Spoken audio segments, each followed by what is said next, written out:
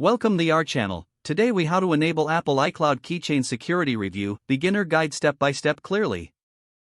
To enable Apple iCloud Keychain Security Review, start by unlocking your Apple device. Open the Settings app on your iPhone or iPad. Scroll down and tap on your Apple ID at the top of the screen. In the Apple ID menu, select iCloud. Look for the Keychain option and tap on it.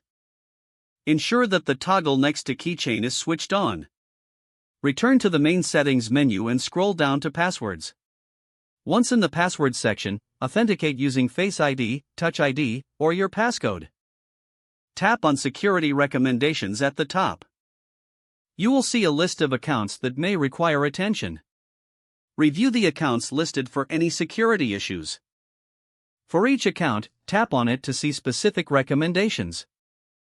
Follow the prompts to update weak passwords or enable two-factor authentication where necessary. To finalize your security review, check for any accounts marked as using the same passwords. Make sure to create unique passwords for better security. After addressing all recommendations, exit the Passwords section.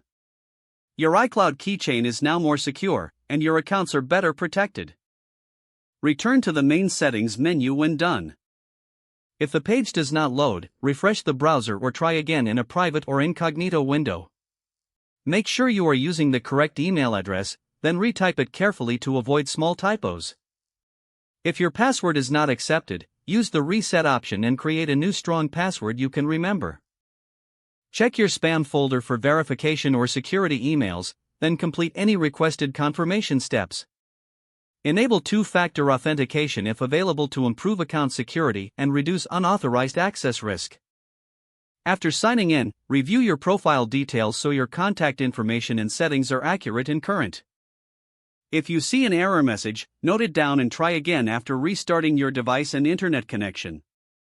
Log out when you finish, especially on shared devices, to keep your account and payment information secure.